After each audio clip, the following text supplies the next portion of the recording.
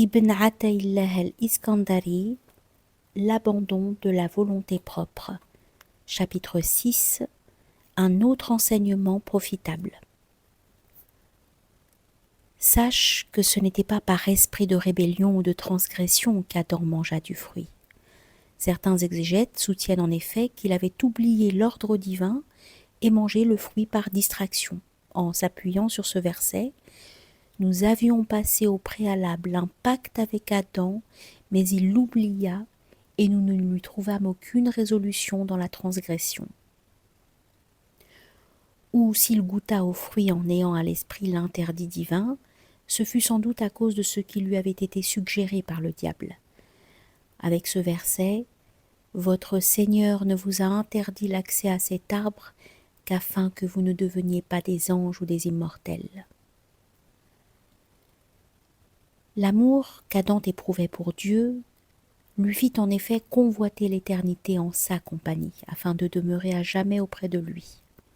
Il désirait également l'état angélique, car il avait vu sur lui la grâce et la paix, la proximité des anges vis-à-vis de Dieu.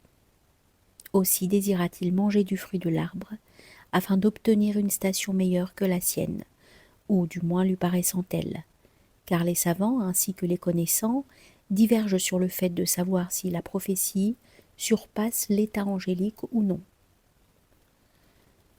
Adam se laissa tenter d'autant plus facilement qu'Iblis avait juré à lui et à son épouse « Je suis un bon conseiller pour vous deux ». Et Adam, nous rapporte la tradition, n'avait jamais pu imaginer qu'on puisse mentir en prenant Dieu à témoin.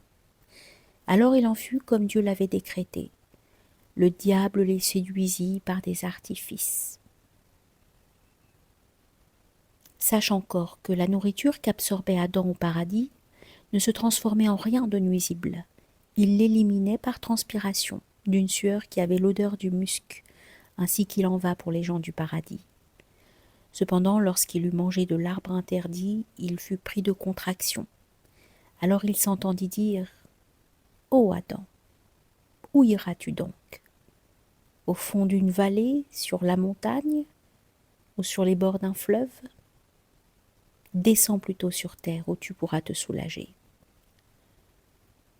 Si donc le ventre qui ne fut que l'instrument passif de cette transgression eut à en subir de telles conséquences, comment celle-ci n'aurait-elle pas de conséquences fâcheuses sur son auteur?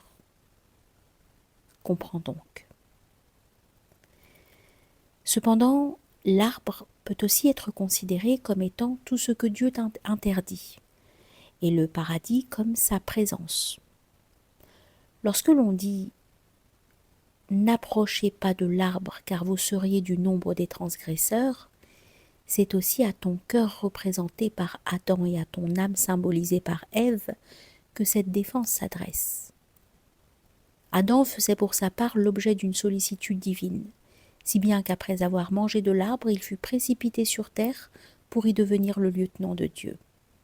Quant à toi, si tu viens à manger de l'arbre de l'interdit, tu seras banni du paradis de la conformité à la volonté divine, el muwafaqa, pour être précipité sur la terre de la séparation. Ton cœur en souffrira alors, car c'est le cœur qui pâtit de la rupture, et non pas l'âme passionnelle, à laquelle ce moment convient au contraire tout à fait, car c'est alors qu'elle peut assouvir ses passions et ses plaisirs, et se plonger dans l'insouciance.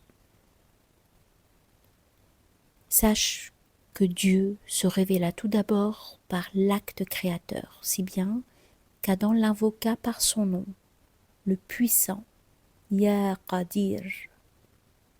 Puis Dieu se révéla à lui par sa volonté spécifique, si bien qu'il l'invoqua par son nom, le volontaire, Ya Murid.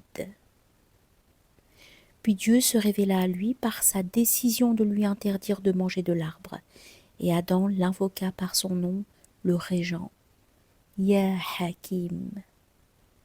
Puis il le prédestina à en manger, et Adam l'invoqua par son nom, le contraignant, Ya Qahhar. Comme après cela Dieu ne s'empressait pas de le punir, Adam l'invoqua par son nom le magnanime, Ya Halim. Et comme il ne révélait pas sa faute, Adam l'invoqua alors par son nom de celui qui scelle les défauts, Ya Sattar. Lorsque Dieu accepta sa repentance, Adam l'invoqua par son nom l'indulgent, Ya Tawwab. Dieu fit alors constater à Adam que sa désobéissance n'avait pas entamé son affection pour lui, et celui-ci l'invoqua par son nom le compatissant, Ya Wadoud. Puis Dieu le fit descendre sur terre, lui en facilitant les moyens d'existence, et Adam l'invoqua par son nom le bienveillant, Ya Latif. Dieu lui donna la force qui, de supporter ce qu'il exigeait de lui, Adam l'invoqua par son nom, celui qui aide, Ya Mu'in.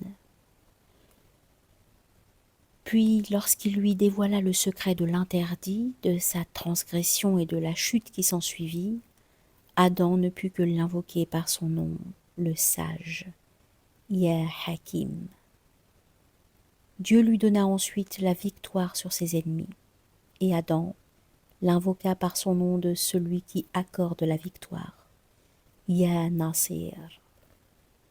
Enfin, Dieu l'aida à supporter les exigences de la servitude, si bien qu'Adam l'invoqua par son nom, le soutien, Ya Zahir.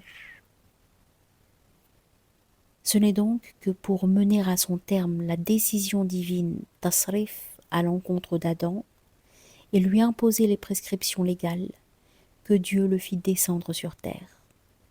Si bien qu'en lui, sur lui la paix, les deux aspects de la servitude se complètent à la perfection. Servitude de celui qui subit les décisions divines et servitude de celui qui s'acquitte de ses prescriptions. Quel don plus sublime Dieu pouvait-il lui accorder? Et combien est grande la bienveillance de Dieu à son égard.